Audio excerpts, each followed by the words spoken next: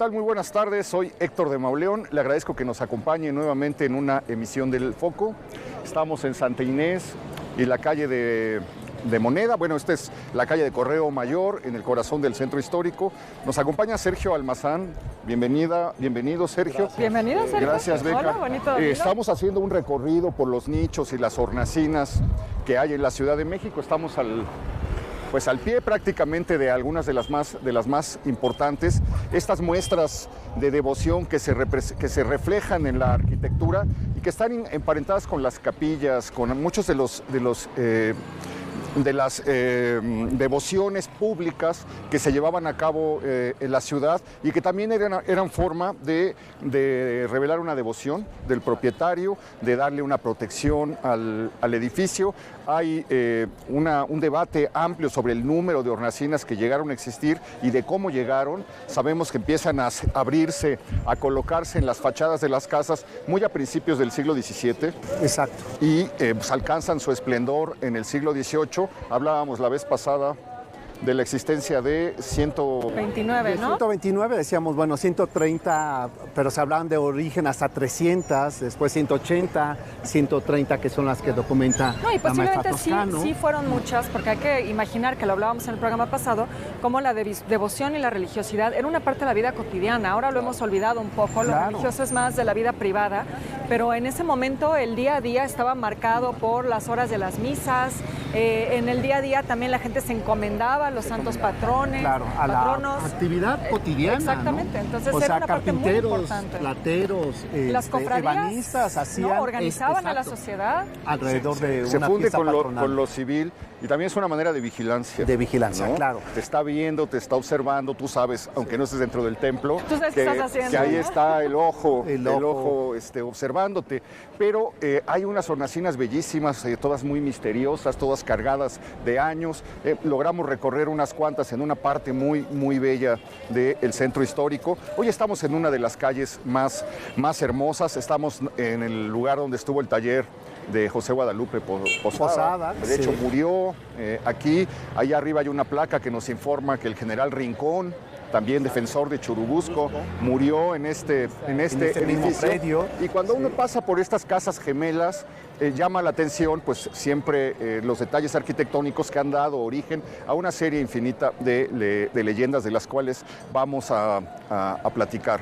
Pues es una propiedad que perteneció a uno de los primeros pobladores de la Nueva España, Juan Guerrero de Luna. Está registrada su llegada en 1535 y además fue alcalde de la Ciudad de México hacia 1550 y tantos, es decir, sería como el Mancera, el Ebrard, el Sheinbaum de ese tiempo, el poder que tuvo como gran gobernador de la ciudad, y esto se le reconoce dándole dos de los predios más importantes que había en la ciudad, precisamente frente al Palacio Virreinal. Le toca este espacio y adquiere, porque me parece que hubo un propietario anterior. Sí, que era Gómez Dávila, era uno de los conquistadores. Sí, ¿no? exacto, y él está, Guerrero Luna está emparentado con una de sus hijas, ¿no? Beatriz Gómez Dávila. E incluso esta calle de Correo Mayor en esa época, mitad del siglo XVI, no existía. Era un solar que conectaba justamente las casas. Y esto que es muy importante porque tenemos la Casa de Moneda. Entonces, aunque todavía no está edificada como tal, como una casa de moneda, ya hay se necesita un custodio, quien cuide, vigile, y qué mejor que un militar, y qué mejor que sea un administrador que regule también la vida de esta zona, ¿no? Y por ello es que vemos que la puerta de entrada ya posterior, y decíamos en el siglo XVI, son unas casas que probablemente tuvieron entre 1 y máximo 2 niveles, porque comenzaba aquí. Claro, porque hay que decir que lo que vemos hoy es del 18. Es del 18. ¿No? Sí, No la son última las remodelación que se hizo en el 18 por Francisco Guerrero y Torres, que es el gran creador de la fisonomía del centro. Y de los favoritos de la élite novohispana, hace de los grandes palacios. Grandes, o sea, de todo Paraliberrio, Valparaíso. de las familias de Santiago, ¿no? Que también hacen esto. Vamos a imaginar pues una ciudad muy distinta a la nuestra, con construcciones muy distintas, con calles que no estaban abiertas. Aquí surge la leyenda del Indio Triste, en esta esquina precisamente. Usted la habrá oído narrada por Artemio de Valle Arizpe. Oye, por aquí pasó para ir a la Academia de San Carlos Miguel Cabrera, Villalpando. Bueno, está enterrado aquí, Está ¿no? enterrado Cabrera. aquí en Santa Inés. En Santa Inés, sí. Entonces, imagínense la vida que tenía entre lo académico y lo administrativo esa calle. Estaba la universidad. La universidad. Aquí a 2 calles estaba el arzobispado. La primera imprenta. La primera imprenta. Los terrenos de Zumárraga, donde hoy es la de San Carlos, donde fue San Carlos, era el Hospital del Amor de Dios, donde se curaban los enfermos sifilíticos.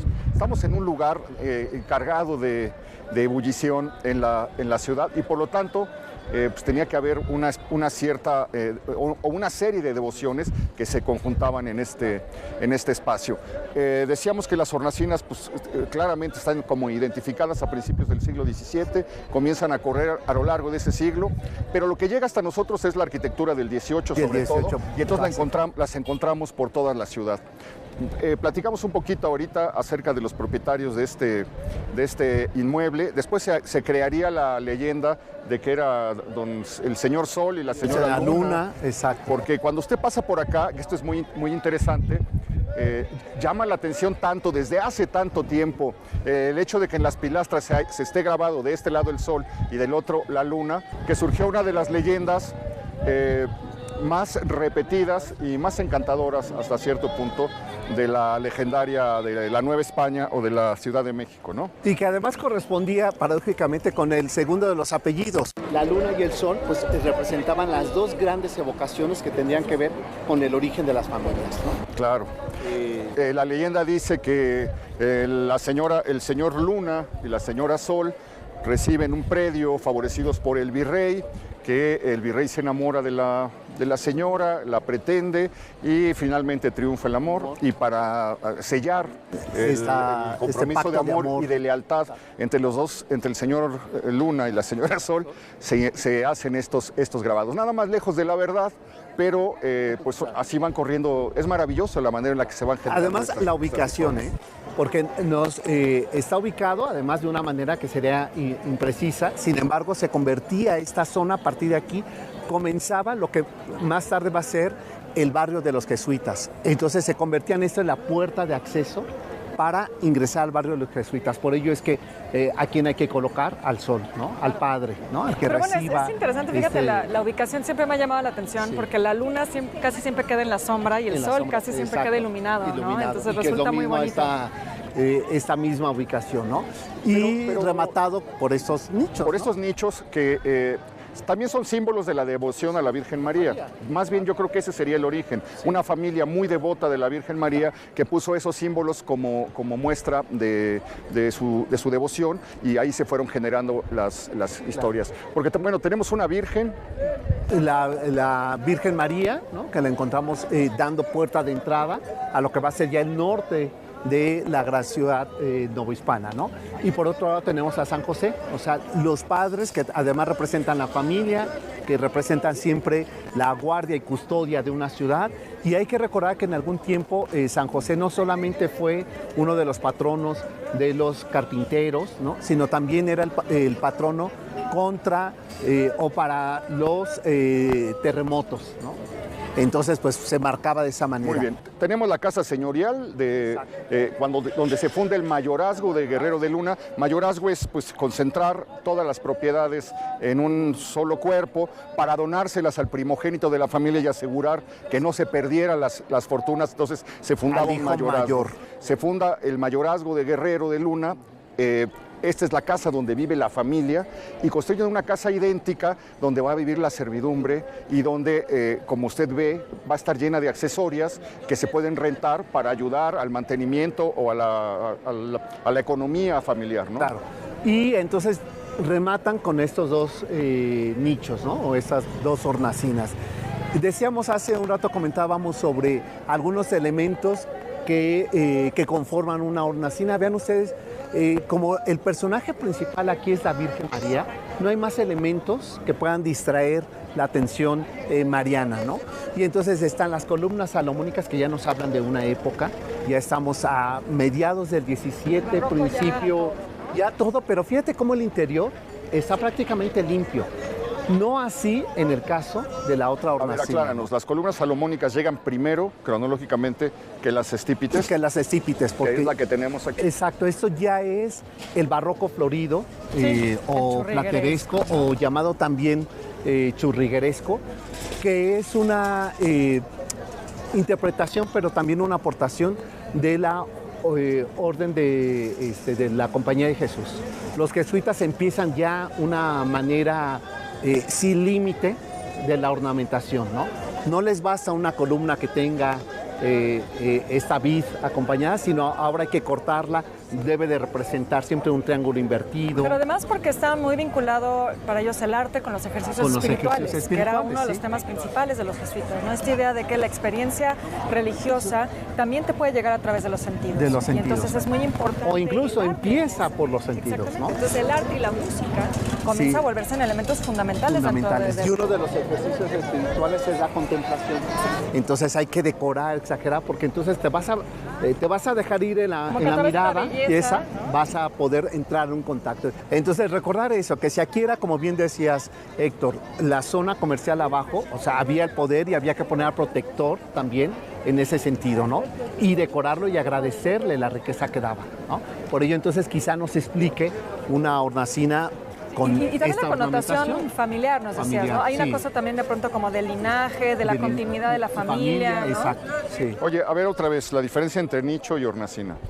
Nicho en realidad puede ser cualquier espacio hueco donde se coloque una figura religiosa o de la orden, como una cartela de la orden religiosa, ¿no? Y la hornacina incluso viene de la palabra forno, que es horno, donde muchos de estos materiales se calentaban y entonces logras esto, ¿no? Por eso ya la hornacina se le llama así ya en el siglo XVIII. Y nuevamente están en la esquina, ¿no? Y regularmente hacen se suelen usar como sinónimo. Como sinónimo. No en realidad problema. Es que América no habría problema, ¿no? Ya si te vuelves muy purista, Héctor, dices, no, ese es un nicho, no es una hornacina, ¿no? Pero no es nuestro caso. No. Muy bien. Y luego tenemos otro misterio ahí, que es ese árbol que está ahí en el... Ese árbol que yo le decía, esa es una representación que sería una cartela, ¿no? De los libaneses. Ah, mira. Y es muy interesante porque no he encontrado datos, y te lo voy a dejar de tarea, Héctor, tú que todo lo investigas a precisión, no, hombre. Nos ayudes a saber si en algún momento, que es probable que ya para el siglo XIX, hubiera sido rentado por libaneses avecindados. Que no sería extraño, México, porque no es empezamos extraño, a meternos zona, en ese terreno, ¿no? Exacto, ¿no? Porque junto con los judíos, los libaneses empiezan a ocupar esa zona oriente del centro de la ciudad. Entonces, no sé si una manera, respetan la imagen religiosa, ¿no? Católica de San José, y a un lado ponen esta cartela que es el símbolo de los libaneses. Lo que es un hecho es que fue cambiando de manos porque la familia no pudo sostener las propiedades. Bueno, y después de la independencia la familia se fue a España, ¿no? Del siglo XIX pasó por muchísimas manos. No sé si sería del siglo XIX, pero bueno, ahí queda abierto el misterio y seguramente alguien nos va. Pensé que era el arbusto quemándose de la, digamos... La zarza ardiendo. De la zarza ardiendo, ¿no? Que podría ser. Yo siempre había pensado que era eso. Oye, y bueno, nada más decir que aquí estuvo el Conservatorio Nacional de Música durante casi 40 años. Todos los músicos de la primera mitad del siglo XX estudiaron aquí. Le pidieron a Tamayo, ya alguna vez hicimos un programa que pintara un mural dedicado a la música. Es un mural bellísimo y por ahí... se sabe también que no solamente intervino la construcción Guerrero y Torres, sino que en el siglo XIX Lorenzo de la Hidalga le metió una mano al interior. Al interior del propio edificio. Del propio edificio. Entonces estamos pues en una esquina en donde han pasado ya tantas y tantas cosas y estamos en la puerta de entrada. Vamos a iniciar un recorrido hacia la Plaza de Loreto. Nos vamos a meter por la calle de Guatemala, nos vamos a meter por Academia, vamos a ir buscando las hornacinas que podamos encontrar o que nos ha separado Sergio y de cuyos elementos y de la historia de los lugares vamos a hablar a partir de este momento. No se vaya.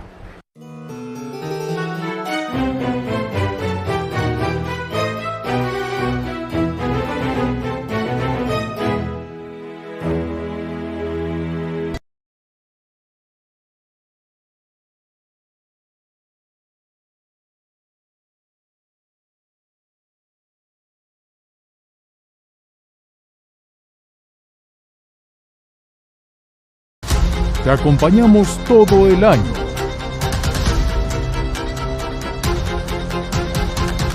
Mantente bien informado a lo largo del día. En tus espacios favoritos. Somos tu central de noticias de confianza.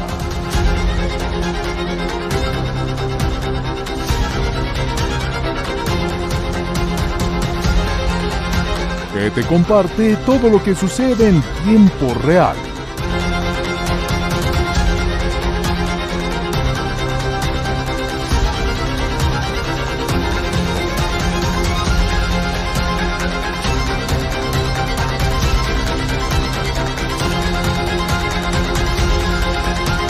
ADN 40.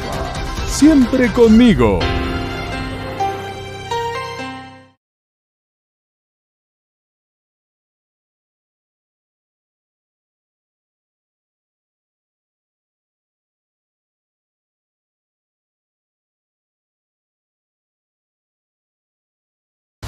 Te acompañamos todo el año.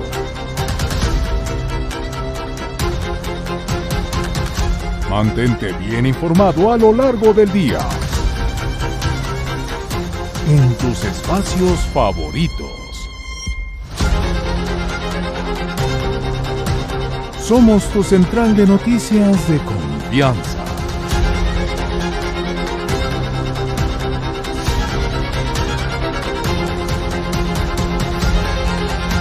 Que te comparte todo lo que sucede en tiempo real.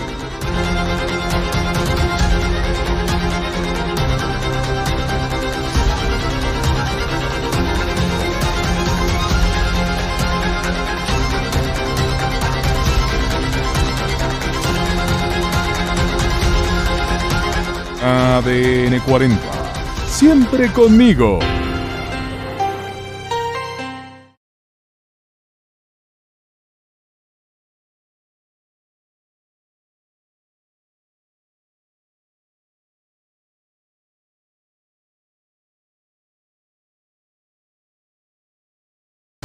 Te acompañamos todo el año.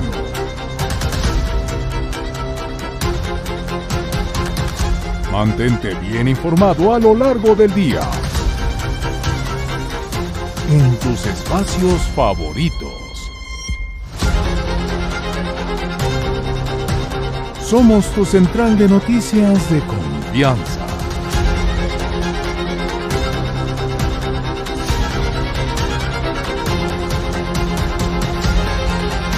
Que te comparte todo lo que sucede en tiempo real.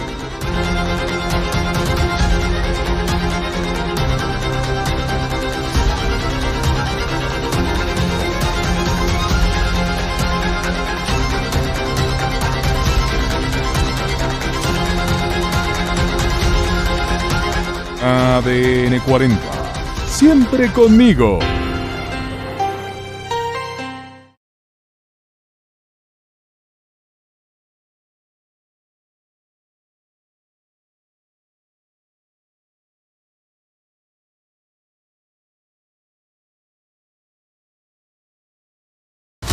Te acompañamos todo el año.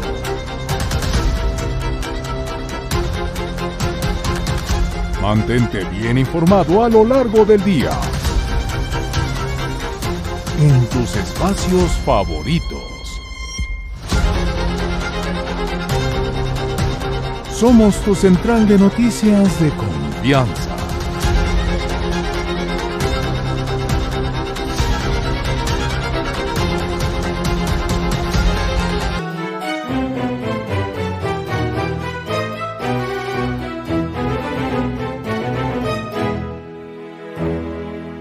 Llegamos a una nueva esquina del centro. En esta ocasión estamos en Academia y Guatemala. Es una zona pues, que ha cambiado muchísimo. Es la calle que bloqueó la aparición del templo mayor. Antes era un corredor que comunicaba a la calle de Tacuba, y esto formaba que estuviéramos en la calle más larga y más antigua de la ciudad, una calle que a partir del 78 quedó bloqueada, y es difícil entrar porque tienes que dar un gran rodeo para poder recorrerla. Entonces es una zona poco transitada. Sin embargo, vamos a echarnos aquí una caminata de 1 o 2 cuadras para ver qué podemos encontrar. Y lo primero que encontramos, mi querido Sergio, es lo que tenemos aquí sí, atrás de nosotros. A ver, mira, esa esquina, lo decíamos, Beca, que decíamos qué portentosa se ve esta hornacina, ¿no? Es el tamaño de un piso completo. Es un piso completo, ¿no? Es el primer piso de esta casona, y que responde a algo que resulta muy importante de reconocer aquí. Si nosotros caminamos más hacia el oriente, comenzaríamos oriente-sur, ¿no? Comenzaría esta zona del barrio de la Merced, y comenzaría también la del comercio y el alimento, y por ello no es de forma casual que encontremos a este santo aquí, ¿no? A San Pascual Bailón, claro, ¿no? Santo patrono de los cocineros. Exacto, de cocineros, y además se dice que cuando falta alimento hay que pedirle a él que lo multiplica. De la Eucaristía. De la Eucaristía. Y del baile. Y del baile. Porque decía, hay una parte de su leyenda, es que cuando él oraba, se emocionaba tanto que comenzaba a bailar, y él se apellidaba Bailón, pero mucha gente asocia... Bailón con Y en realidad, ¿no? Pero se ha ido modificando. Sí. Incluso a decirle aquí popularmente San Pascual Bailongo, ¿no? Sí, claro, es padrísima su historia, porque resulta que él tiene una visión una vez que está tomando la Eucaristía y ve a Jesucristo, y está la discusión de si es cierto que en el pan y el vino de la misa está la carne de Cristo y la sangre o no, y él en el momento de estar tomando esto es el siglo XVI, siglo XVI. Siglo XVI, porque sí, muy temprano se consagra, ¿no? Y tiene la visión y comienza a hacer una serie de milagros a partir de ese momento. Exacto. Que bueno, terminan haciéndolo santo, y vemos la ruta que llega, él era de Murcia o de Valencia, y vemos la ruta que llega hasta la calle de Guatemala. De Guatemala. En la Nueva España, ¿no? Exacto. Pero digamos, Sergio, perdón, sí, tú decías que está aquí porque aquí inicia la Merced, por el tema del alimento, por ser una zona comercial, sí, ¿o por qué? Sí, y porque también vamos a encontrar esas partes de órdenes de fe dedicadas a dar de comer. Ya. Entonces era para solicitarle, para pedirle que hubiera de la caridad, ¿no? La caridad, ¿no? Oye, es una de un tamaño extraordinario, que tal vez es la más grande que hay en el centro, o es la más grande que hemos visto hasta ahora. Es la más grande hasta ahora. Hay una más que está sobre República de Perú. Platicábamos fuera del aire, Sergio, que probablemente es porque, digamos, hasta ahí llegaba el edificio, ¿no? Seguramente la casa llegaba hasta esos 2 pisos, después se añadió. Es un poco extraño que esté en medio. Que esté en medio, sobre todo a esa altura, o sea, que tenga ese portentoso, ¿no? Y fíjense ustedes cómo aparece el sol, otra vez como hacíamos mención antes del corte, a los pies, ¿no? Que es el gran protector. Y entonces significaba con ello que también representaba la Eucaristía, ¿no? O sea, es el santo que siempre va a procurarnos que no falte el alimento. Y por lo tanto, por la Eucaristía muy vinculada al pan, ¿no? De alguna manera. Y vean el elemento, además, cuando mencionaba sobre el sol, a diferencia de todo lo demás, con piedra, probablemente de Chiluca, no sabemos exactamente, el sol en mármol. O sea, se le daba el lugar principal para la mesa. Entonces, estos elementos ahí acompañados, me parece que nos indican no solamente una devoción, sino también una claridad en la manera de darle valor a cada uno de los elementos cuando se hacía un nicho. Y eso ahí es lo más significativo de una vida religiosa, y tan es así que si ustedes ven las siguientes casas, están marcadas con la vid, están marcadas con el maíz, ¿no? Que era pues esta bendición de lo alimentario. Oye, estamos en la posada de San Nicolás. De San Nicolás. Donde paraban los que iban a las Filipinas, los frailes que iban en misión de evangelización a las Filipinas. Paraban 3 meses en este lugar para recuperarse de las penurias del viaje a través del mar, y a partir de aquí emprender la salida hacia las Filipinas. Todo lo que ocurrió en Japón y etcétera, está directamente vinculada aquí. Con y eso responde, entonces, por qué era tan importante que estuviera San Pascual Bailón, ¿no? Para que hubiera alimento para estas embarcaciones que llegaban, esta estancia de estos mesones, para emprender un viaje de circunnavegación que podía o no tener regreso. Y entonces aquí procurar el alimento a estos huéspedes, vamos a llamarla así, que después van a continuar. Y esta calle, como bien mencionaba Héctor, resulta tan importante porque ¿cómo es si no tuviéramos ese corte que a partir del 78 tuvimos? No podríamos pensar que fuera esta misma calle de Tacuba que saldría hasta Popotla, ¿no? No, claro, y cómo cada tramo empieza a cambiar, y aquí prácticamente se conserva, yo creo que el 90% de la calle conserva una traza original colonial. Sí. Bueno, y también, recuerdas, Héctor, cuando hicimos el recorrido de neoclásico, nos explicaban que también esta va a ser la zona un poco más nueva, ¿no? Exacto. Loreto, todo esto es ya finales del 18, es donde también vamos a encontrar más neoclásico. Sí. Entonces, es interesante cómo, digamos, también vemos el desarrollo propio de la ciudad, ¿no? Bueno, es que ya estamos hablando de una ciudad que se acababa de una cuadra a otra. Aquí tenemos el antecedente del Colegio de Minería.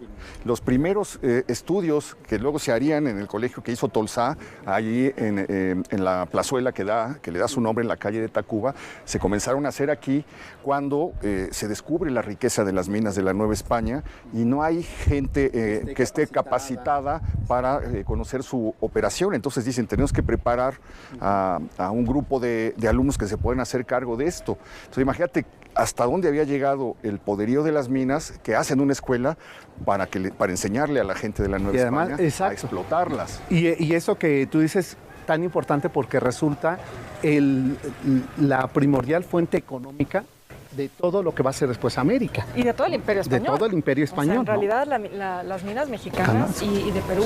Exacto. Van a ser, digamos, el gran motor económico, claro, sí.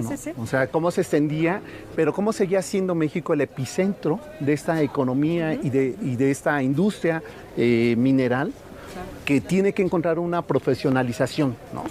Cómo enseñar. Y ya para el siglo XVIII hay que recordar que José de Gálvez, en estas expediciones que va a hacer hacia el norte, este descubrimiento de la zona minera de las Californias, siembra una nueva esperanza para los españoles frente a la Nueva España de que no se van a independizar, claro, ¿no?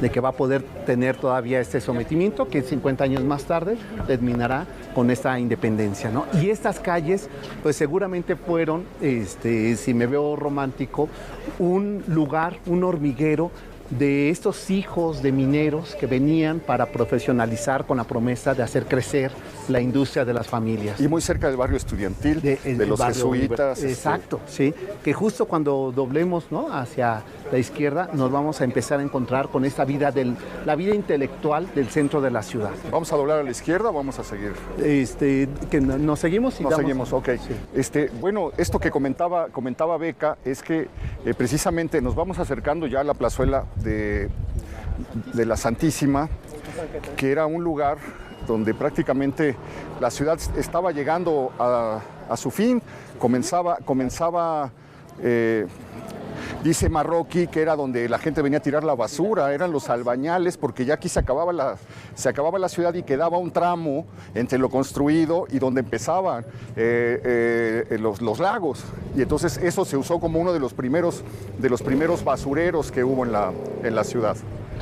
Claro, y que hay que recordar que entonces hacia el oriente, ¿no?, la colocación del hospital, del templo de San Lázaro, justamente por las epidemias provocadas por esta zona insalubre que se había comenzado a desarrollar gracias a esto que tú mencionas. Bueno, vamos a caminar hacia nuestro siguiente punto de destino. No se vaya, acompáñanos.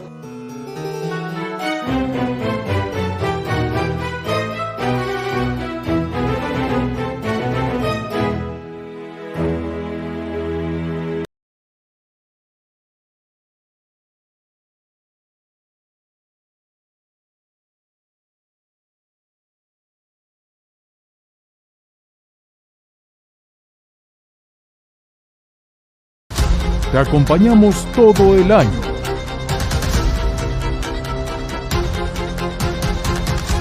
Mantente bien informado a lo largo del día. En tus espacios favoritos. Somos tu central de noticias de confianza.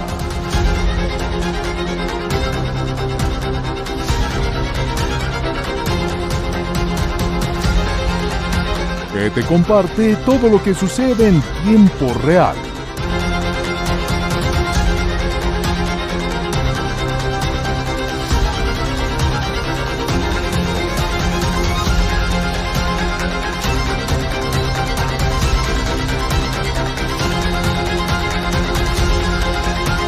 ADN 40. Siempre conmigo.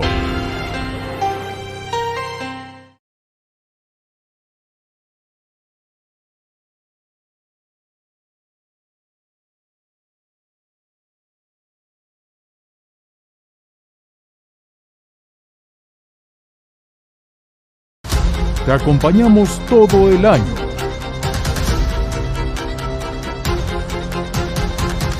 Mantente bien informado a lo largo del día. En tus espacios favoritos. Somos tu central de noticias de confianza.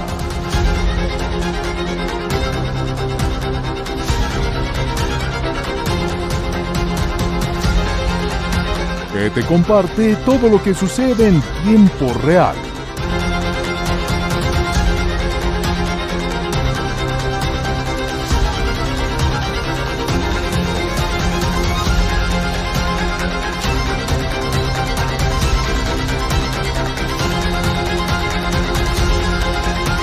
ADN 40. Siempre conmigo.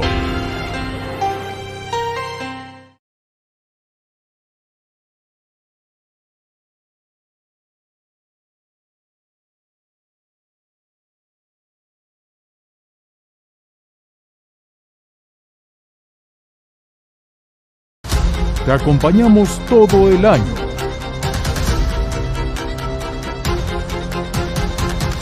Mantente bien informado a lo largo del día. En tus espacios favoritos. Somos tu central de noticias de confianza.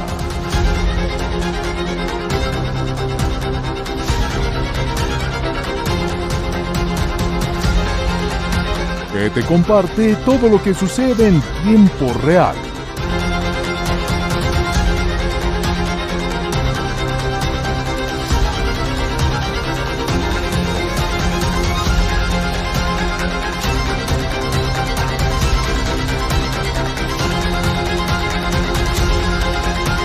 ADN 40. Siempre conmigo.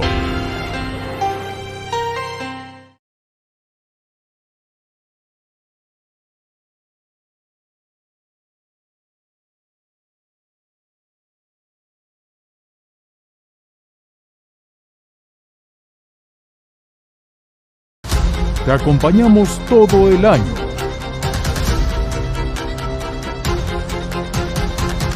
Mantente bien informado a lo largo del día. En tus espacios favoritos. Somos tu central de noticias de confianza.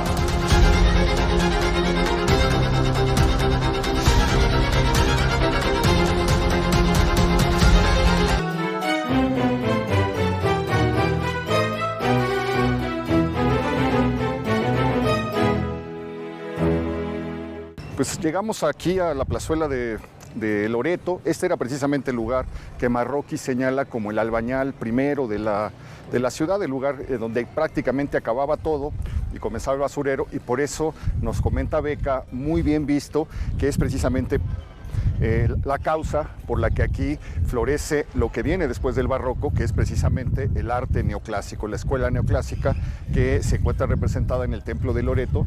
Pero y que en la propia fuente también.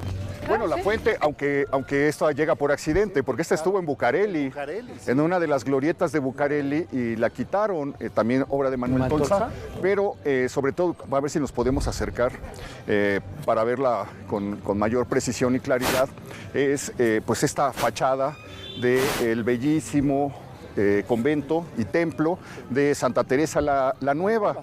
Hay una historia que a mí me conmueve y me emociona mucho. Pues nosotros conocemos Santa Teresa la Antigua a unos pasos del palacio, venimos prácticamente de ese lugar. Un convento para carmelitas que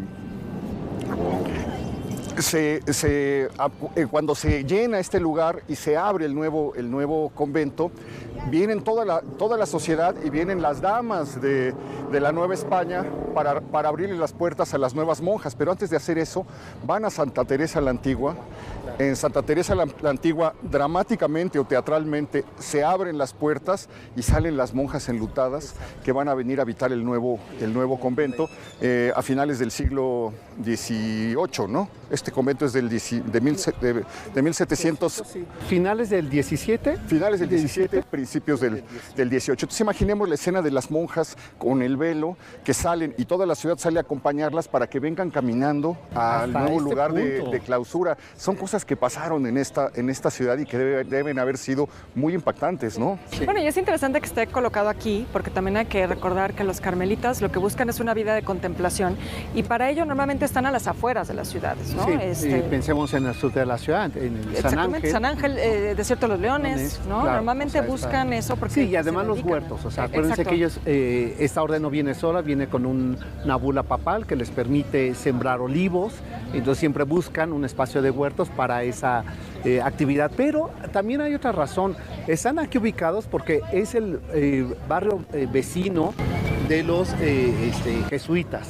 Entonces son dos órdenes poderosas para la Nueva España que se tienen que más bien aliar, ¿no? Entonces quedan aquí aliadas en esta esquina, San Gregorio. Había además la orden de que no podían estar muy contiguos los conventos, pues se quisieron establecer en Tacuba. Pero en Tacuba estaban betlemitas, estaba Santa Clara, etcétera, y ya no era posible. No fue posible. Y bueno, también estaba la discusión de a qué se tenían que dedicar los carmelitas, si a la contemplación o en efecto podían ser activos y dedicarse a la evangelización. Hubo un conflicto muy duro y de hecho ellos llegan como evangelizadores a la Nueva España, pero con la onda de tener su desierto, porque pues son eremitas. Son eremitas, ¿no? Sí, pues gracias a Elías, ¿no? Y aquí lo que vemos, que me gustan mucho estos nichos, primero el rodel, ¿no? Cómo hacen como si se tratara de un gran altar de recibimiento. Recuerden que como se trata que la parte trasera y lateral está el convento, ¿no? Que este convento pues tenga el acceso público, ¿no? Que se marca con las dos puertas para hombres y mujeres, y las puertas laterales para las monjas que, como bien mencionaba, salen con velo, ¿no? Entonces nunca pueden ser vistas, ¿no? Y allá vemos la puerta lateral que ocupaban pues toda la corte religiosa. Y aquí es social. Y entonces tenemos... pero estamos hablando de principios del siglo XVII. 17. Pero lo que estamos viendo pues ya es un neoclásico. Neoclásica. Es decir, que se destruyeron las fachadas gemelas de estilo barroco para construir esto, y esto ya fue... O adosaron... Avanzado el 18, ¿no? A la vieja estructura, una nueva, ¿no? Y entonces vemos aquí, incluso nos quedan huellas, eso que tú dices, como bien decía Octavio Paz, la arquitectura es un documento inalterable, ¿no? Cómo están ahí recubiertos los arcos, de que seguramente eran otros los accesos y no necesariamente estos, ¿no? Y este hecho, bueno, pues estar aquí marcado con Santa Teresa del lado derecho, ¿no? En una escultura ya en mármol. Claro. Ya no la piedra, sino en mármol, también del estilo neoclásico. Esto ya te da toda una señal de la época. De la época. Vemos los frontispicios, ¿no? Como además es mucho más grande. El de Santa Teresa llama singularmente la atención eso, ¿eh? Como se trata es esta forma triangular, ¿no? Claro. Y como se trata de una orden de mujeres, priorizan a Santa Teresa, ¿no? Y San Juan de la Cruz. Y vemos como todavía el nicho es mucho más pequeño, el frontispicio, esta forma triangular. Incluso se cortan los laterales. Le falta ahí, porque vemos cómo la huella del agua nos deja ahí, que era una columna lateral que llegaba hasta el rodel, ¿no? Hasta la parte baja donde se abre como una gota, y que eso ha sido pues prácticamente ya seguramente efectos de temblores, modificaciones del edificio alterado, ¿no? Pero aquí ya queda marcado cómo se trataba la vida conventual de mujeres versus la de hombres, como la que vemos nosotros en San Ángel, ¿no? Donde incluso siempre marcan a Elías, ¿no? Como ese gran protector, y pues porque era su patrono del surgimiento de la orden, ¿no? Cuando se va al Monte Carmelo y que le da origen a la orden misma, ¿no? Entonces es muy interesante cómo tenemos aquí un barroco combinado ya con un neoclásico, y del otro lado ya vemos un neoclásico, la expresión no es correcta, pero exuberante, ¿no? Oye, muy interesante. Había una Inés de la Cruz, una madre Inés de la Cruz, que no era Sor Juana. Exacto. Y que estaba en el convento de Santa Teresa la Antigua. Sor Juana pasó un tiempo ahí y no aguantó. No era aguantó. tan riguroso. Dicen las órdenes de Juan de la Cruz y de Teresa de Ávila, que tenían que martirizarse la carne constantemente y tenían que someterse a toda clase de privaciones para poder entrar en el estado de contemplación que les permitiera ver a Jesucristo, bueno, y ver a también Dios. una pobreza, sensibilidad. un voto de pobreza muy estricto. Y acuérdense que una de las primeras cosas que no le convence a Juana Inés es que no puede ir con su biblioteca. Claro. ¿No? Entonces eso fue lo primero que empezó a incomodarle. Y con eso toda la suma que has dicho, ¿no? Días en ayuno completo, ¿no? Para poder entrar en éxtasis, la flagelación. Entonces estos elementos Sor Juana no los va a entender, ¿no? Y entonces mejor decide irse con las Jerónimas, que le permiten incluso que pueda hacerse hasta un edificio propio, ¿no? Exacto. Claro. Oye, también una zona muy, muy interesante. Estaba el Colegio de Inditas, ahí en la esquina. San Gregorio. Aquí a media cuadra, que era donde estudió Altamirano. Era el colegio para los indígenas de la ciudad. Ahí se formó una generación de pensadores y de figuras del siglo XIX que surgieron del colegio de San Jerónimo, y ahora lo estamos viendo, pues tiempo después fue sustituido por el Colegio Nacional de Ciegos, el convento de Santa Teresa y la sinagoga en contraesquina, ¿no? Que también permitió esto, ya para iniciar el siglo XX, convertirse en el barrio de la comunidad judía, en este desarrollo económico, social, y que después de aquí comenzaría su periplo pues, a llegar a la colonia Roma, ¿no? A la colonia Condesa, a Polanco, y después de ahí seguirían más hacia el poniente de la ciudad. Es un lugar muy interesante. ¿Vamos a caminar hacia allá? ¿Hacia Loreto? ¿O nos vamos hacia Loreto? Vamos a Loreto, que merece una mención aparte. Es interesante porque no sería en el sentido estricto una hornacina, ¿no? Claro. Es parte de este retablo, ¿no? de la portada, pero la manufactura sí nos dice cómo se sigue esta tradición iniciada en el barroco de la hornacina, adorar desde la calle a santos y vírgenes y colocarla ahí al centro en una talla que me parece majestuosa. Y la historia, a lo mejor, Héctor, ¿estás de acuerdo? Que casi que merecería hasta una película de ciencia ficción sobre la historia de la Virgen de Loreto. ¿No? Sí, claro.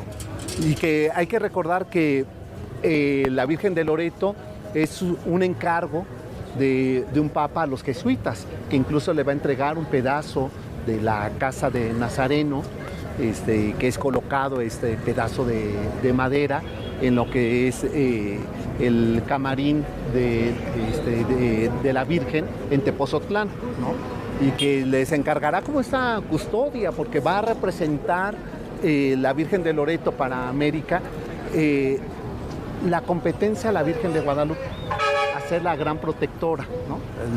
La consagrada de la familia. Entonces, por eso es que siempre está, como lo vemos aquí, representada la Virgen de Loreto, donde dos arcángeles están levantando la casa, ¿no? Que a mí me parece fascinante esa historia. Pues casi como Up, ¿no? Es como una película Up versión religiosa. Sí, ¿no? O sea, levanta la casa, ¿no? Cuenta la leyenda y se la lleva a Croacia. del Nazaret a Croacia, ¿no? En este problema con con las sociedades musulmanas, entonces que hace un segundo milagro es que se vaya a Loreto, ¿no? Hacia el centro de Italia, y sea ahí consagrada esta casa, y el Papa Gregorio XIII es quien como una gratitud del proceso de ser los soldados de la Iglesia Católica a la Compañía de Jesús, le entregará para las tierras americanas un fragmento de esta casa que sería colocada. Y entonces faltaba, junto a este colegio de San Gregorio, colocarle una iglesia. ¿Y a quién mejor encargarle esto que al propio Tolsá, ¿no? Que el proyecto es de Tolsá, pero la obra ya no la hace él, ¿no? Sí, para que tampoco le hagamos hasta modificaciones. En una de esas, pues puede ser que la cúpula no lo hubiera diseñado a ese tamaño, a esa altura, que le propició esta inclinación. Sí, ¿no? Sí, que uno hay que decir que desde el primer momento, ¿no? Casi que terminando, se termina a construir y se empieza a unir. Exacto. Otra de las cartelas, insisto, que no es una hornacina, es justamente el Espíritu Santo, ¿no? Siempre se negaron los jesuitas a la imagen simbólica del Espíritu Santo en América, que era o esa tríada, ¿no? Esa imagen repetida en 3 de Dios Padre, o poner la paloma, porque decía que el indígena cuando tallaba la paloma terminaba tallando el águila. Entonces no le gustaba mucho esa idea y coloca lo que los romanos ya habían colocado, ¿no? El triángulo con el ojo, con el tercer ojo, que era la representación grecolatina del Espíritu Santo. Entonces como ya en el siglo XIX siguen respetando ese principio que los jesuitas habían desarrollado. Hay que recordar que en 1767 ya llevaban 150 años fuera, y que ¿no? ya estaban fuera, ¿no? Y sin embargo se les respeta. Y no, estaba, ahora que decías esto, estaba recordando la historia de la Antigua, de Santa Teresa, y es también así, es que un arzobispo, que creo que es Pérez de la Serna, se ve, está a punto de morir en un naufragio, y dice, si me salvas, traigo a la Nueva España la Virgen de la Antigua y le hago un convento. Sí. Y así es como surge el convento de Santa Teresa la Antigua, que sin embargo no se llama de Santa Teresa porque deciden rifar el nombre para saber a qué santo encomendarlo. Y durante 6 veces sacan un papelito con el nombre de San José. De San José. Entonces se le llamó el convento de San José durante muchísimo tiempo. Pues ¿qué zona estamos caminando? Vamos a caminar ahora hacia la calle de Justo Sierra, y me gustaría que nos platicaras algo, porque todas las hornacinas y todos los nichos pues tienen generalmente imágenes religiosas. Son pocas las que tienen imágenes civiles, claro. Sin embargo existen. En el caso de la que vamos a ver, corresponde un benefactor y casi... O laicas, no civiles. O laicas, ¿no? De un benefactor, pero casi que se podría contar, si estuviéramos en esa época, de un héroe del entorno. Pues hace muchísimos años venimos a este lugar, a este número 55 de la calle de Justo Sierra, y era tremendo lo que encontramos aquí. Se habían caído los techos de una parte de la casa, había árboles que salían detrás de las ventanas, uno podía ver que había crecido un árbol, todo estaba lleno de maleza, las paredes derruidas y descascaradas. Y bueno, poco tiempo después de que grabamos ese programa, la Sociedad Mutualista del Seguro del Maestro rescató el edificio, y entre tantas cosas que se pierden en la Ciudad de México, podemos decir que este edificio no se perdió. Este edificio es relevante, es importante, más que por el propio edificio, por el nicho que lo corona y por la historia que lo rodea. Aquí hay una placa que dice que en esta casa murió el capitán Juan Chavarría de Valera, caballero de la Orden de Santiago, en 1682. Vivió y murió. Y lo que se ve, lo que está arriba en el nicho es algo que ya no se alcanza a ver porque está prácticamente devorado por el tiempo. Ya difícilmente se distingue. Se logra apreciar. Sin embargo, tú decías, Héctor, que correspondía quizá a uno de los nichos laicos. Y caminando hacia acá reflexionaba, yo creo que algo más religioso no puede haber, claro, que lo que encontramos en este nicho, ¿no? Pero no te voy a contradecir, quiere decir que los dos tenemos razón, yo me refiero a que no está, sí, claro, digamos, no está dedicado a un santo ni a una virgen, ni a un Cristo, ni nada por el estilo, sino a un personaje que en el año de 1676 1666 me parece, ocurre un incendio terrible. Un 11 de diciembre. Claro, se venía la celebración de la Virgen y una vela prende el vestido de una de las vírgenes o de uno de los santos en la iglesia, en el templo de San Agustín, y se desata un incendio de los más pavorosos de los que hay registro en la Ciudad de México, que dura 3 días. Exacto. Y no haya ninguna... se lo empieza todo a devorar y ven que se van a quemar las imágenes religiosas y los tesoros que hay en San Agustín. Y un caballero muy devoto, que era precisamente Juan de Chavarría, cuando ve que se va a perder todo, se mete entre las llamas, toma con la mano la custodia y la logra rescatar caminando entre las llamas. Esto hace que se vuelva una especie de héroe en una ciudad pues, profundamente religiosa, y recibe la dispensa de que esa hazaña, lo que él había logrado hacer, agarrar con el brazo la custodia y sacarla de las llamas, quedara registrada en la parte alta. Entonces, si usted se fija, lo que va a ver arriba es un brazo agarrando precisamente la custodia. Ahora ya con la popó de las palomas y de tanto... La lluvia. La polución. Queda muy... No sé si nos alejemos, pero ya no se alcanza a distinguir. Se alcanza a distinguir, ¿eh? Sí, yo sé que... La mano sí, un poco. La custodia también. Custodia. A ver, la custodia de origen seguramente tampoco fue perfectamente diseñada, ¿eh? Pero permite que, bueno, y aquí en este punto no logro distinguir nada, pero sí se logra distinguir, y eso que dices, la unión primero de un hombre altamente devoto, y el segundo momento, el elemento primordial, porque hay que recordar que hay dos figuras muy importantes dentro de ese incendio, ¿no? Uno es la custodia y otro el dios del veneno, ¿no? Esta figura del Cristo en caña, que también se logra recuperar y que hoy queda exhibido y que es altamente seguido, ¿no? Por feligreses, esta figura. Y que él no rescata el Cristo de caña, ¿no? Lo primero que hace es sacar esto, y alguien le dice que por ahí también hay que jalar, y lo hacen algunos vecinos, ayudan, después de que ven a este gran héroe, ¿no? Chavarría, y al grado tal de que la propia casa se convirtiera con el nombre, ¿no? La Casa de la Custodia, sí, ¿no? Llevar la propia casa ese nombre, y que se quedara ahí como una memoria que a mí me parece de estos actos heroicos más allá de la fe, ¿o no?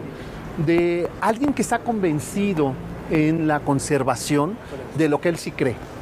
No, y que se queda su vida. Su vida.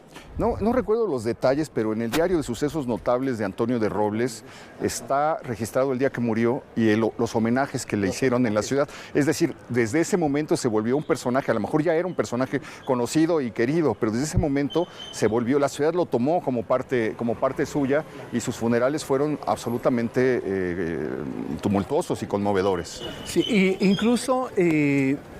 Luis González Obregón, recordarás que este texto sobre las calles de la ciudad mencionaba que por mucho tiempo se le venía a traer flores una vez que él había muerto aquí a su casa, como una forma que la gente y seguramente esas generaciones tenían como un registro de gratitud, ¿no? a este personaje. Entonces, y ahorita estaba viendo en la fachada... Muy pocos personajes, Muy ¿no? pocos personajes. ¿Qué bueno, Pedro de Gante le ocurrió. Que se te ocurre que ya después de muerto te vengan no, pues yo creo a traer flores y todo eso, es raro. Es raro. Bueno, le ocurre a Porfirio Díaz. Bueno, a Maximiliano, si vas a Maximiliano todavía ves que hay quienes le llevan flores allá a la cripta. A la cripta. Bueno, Pedro Infante, ¿no? A Pedro Infante. Pero ahí ya sería la tumba, no la casa. Exacto, ¿no? Quería llevar agua a mis molinos, iba a decir a María Félix, pero me temo que no. No, ¿verdad? No mucho. No, pero que son estos personajes que nosotros tenemos en un registro que hoy lo vemos como parte de la historia, pero que se convirtieron en los personajes de la vida cotidiana, que eran, o sea, a grado tal de que si la propia calle llevaba el nombre, ¿no? Claro. La historia seguro entonces nunca moría. Porque era posible que si alguien preguntaba por qué se llama así. Es la calle de Chavarría, imagínate nada más, ¿no? O sea, si tuvieras que elegir, Héctor, una calle que llevara, vamos a decir, no tu nombre, el apellido. No, ¿cómo crees? ¿Cuál te gustaría? ¿Cuál te gustaría? A ver, vamos a seguir platicando. Vamos al siguiente punto que tenemos. Oye, fíjate, me hace recordar una anécdota muy divertida porque yo iba a elegir la de Roldán. No, le dan a Novo A Novo, claro. En vida, a muy pocas personas en vida les han impuesto un nombre a las calles. Te voy a González Obregón. Porque, mira, todavía vemos aquí la placa. Sí, la placa de Chavarría. Calle de Chavarría. A González Obregón en vida le ponen el nombre a la calle en donde él vivía, cuidado. Y cuando a Novo le dan en Coyoacán una calle, le dicen, maestro, ¿qué opina? Dice, pues opino que me dieron una calle muy chiquita, ¿no? Exacto. Bueno, Diego Rivera igual, porque la calle que está igual que también, Novo, en la calle donde está la entrada a su casa, también le pusieron Diego Rivera, y por ahí cuentan que tampoco quedó muy contento porque él quería Altavista, que era la principal, ¿no? O sea, esos higos son como para el Paseo de la Reforma, cuando menos, ¿no? Oye, estamos en Indio Triste y la calle de Justo Sierra. Y nos encontramos no veníamos para acá, pero salió de repente esto que es. Bueno, aquí lo que tenemos son de la Orden de los Ignacianos. Corresponde a la Compañía de Jesús y en realidad no está dedicada a ningún santo, sino a la orden misma. Por eso es como un fraile. Exacto, es como un fraile. No es un santo en específico. Y era uno de los frailes protectores justamente que nos llevaba a al convento grande de San Pablo. Claro. San Pedro y San Colegio Pablo. San Ildefonso, ¿no? Y Colegio San Ildefonso. Estamos en territorio jesuita y entonces ellos van a marcar con un religioso como puerta de acceso a sus predios, ¿no? A su zona. Y eso nos lleva a un personaje que a mí me gusta mucho, que después, que es la esquina que vamos a llegar, que es donde está una legendaria librería. Pues ya en el corazón de la ciudad, Donceles de Argentina, frente al Templo Mayor y frente a la legendaria librería Porrúa de la que nos hablabas. Exacto. Pues estamos a ver lo que fue en su momento el barrio universitario, ¿no? Iniciado el siglo XX, pues se establecería aquí, en estos predios, una librería. Pero ya en el siglo XVIII, finales, tenemos la construcción de lo que va a ser uno de los colegios y conventos más importantes, que hacíamos mención hace 8 días sobre la orden que María Ignacia de Aslor trajo a México de la Compañía de María, que sería la versión femenina de la Compañía de Jesús, ¿no? Y funda el Colegio de la Enseñanza, el Templo de la Enseñanza. Y junto a ello, pues está en este remate maravilloso ya. Fíjense, aquí ya es el barroco exagerado, ¿no? A todo lo que da, ¿no? Y podemos ver al interior colocado el Espíritu Santo, ¿no? Ahí esa paloma que va a hacer la custodia de lo que será la Virgen María, y debajo el Arcángel San Miguel sosteniéndola como una especie de Atlante.